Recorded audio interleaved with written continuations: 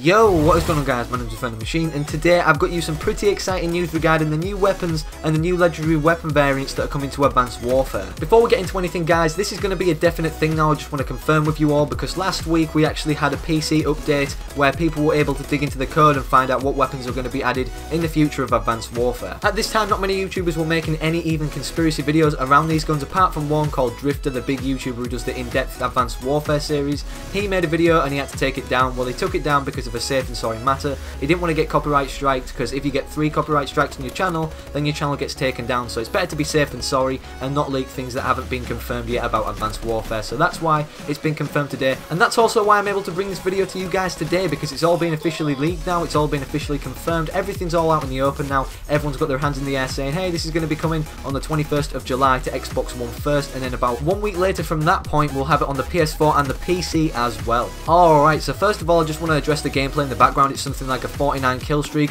and let's get right into what weapons are going to be added. So the 3 weapons first off guys, what are going to be added to the game on the 21st of July first to Xbox One, and then like I said before, a week later on the 2 other platforms, the PS4 and the PC. Sadly not the PS3 and the Xbox 360 guys, and despite that being quite sad guys, I think it is kind of understandable at the same time, because if you think about the last gen consoles, PS3 and Xbox 360, sometimes they wouldn't receive the updates that PS4 and Xbox One had until weeks or even months after the updates initially came out on those PS4 and Xbox One consoles. So first of all, the names of the weapons that are going to be added to Advanced Warfare are first of all the shotgun, which is called the blunderbuss, the assault rifle, which is indeed the first ever assault rifle ever invented ever in the history of war in mankind, which is known no other than the STG-44, which was actually in Call of Duty World at War, and there was a different version of it in Call of Duty 4 as well called the MP44. But besides that, the last weapon that's going to be added is a sniper rifle called the SVO, which is kind of like the Dragunov. I think it actually is a remade, reskinned version of the Dragunov, which was in a lot of Call of Duties but wasn't a very good gun. So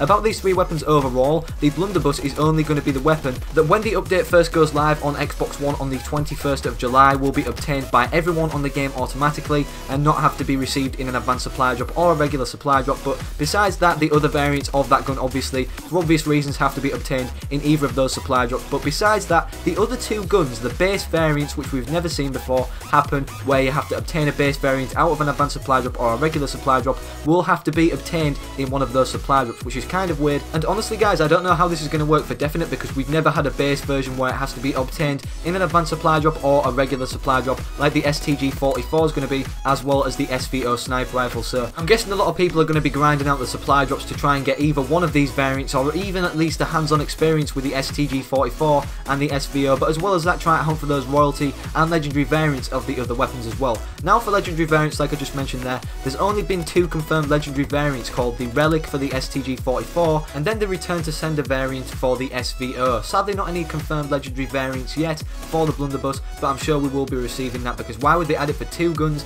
and then not one other gun? But yet again, they've actually just proved a scheme system like that for applying it only to 2 of the guns that are going to be added, where they're going to be adding the base variants in advanced supply drops and regular supply drops like the STG-44 and the SVO. But the blunderbuss, it's all on its own again, like it's going to be the only one that's added into the game, and it's going to be there when we get it on the release date of the update. And guys, the reason I think they've done this on purpose is because the blunderbuss in my opinion stands out from the other 2 weapons, despite all these weapons being kind of like a nostalgic trio that we've either seen directly in older Call of Duties like the STG-44 or similar versions like the SVO such as the Dragunov, or really old weapons that we've just never seen and look really cool that we've seen in previous games, or just generally games that we've played on older consoles such as the PS2, where we might be in the French Revolution or something and they might have like a musket and even such guns as the blunderbuss, and they're really old guns that require like gunpowder and stuff like that. So that's why I think this gun stands out the most between these 3, even though the STG-44, it is a really unique weapon because it is the first ever assault rifle. The Dragunov, it's been seen a lot, but the blunderbuss, it has full damage when it's in its royalty variant, and it has a very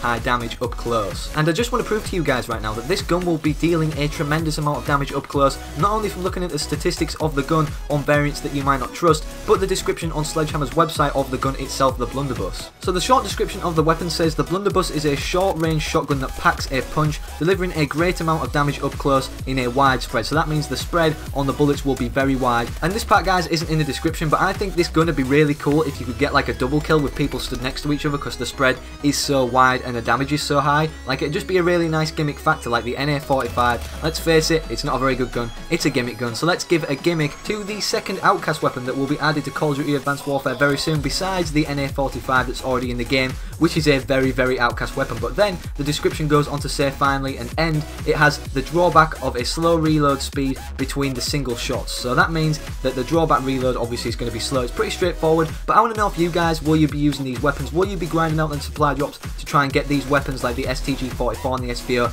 as well as the blunderbuss variants that you will be able to get alongside these? Because there is the most variants for the blunderbuss, but besides that, the base variants are obtained only in the advanced supply drops and the regular supply drops for the STG-44 and the SVO. So thank you all for watching today's video, guys. Let me know what you think about all of this in the comment section below, and I'll see you guys in the video tomorrow or the next day, and peace out.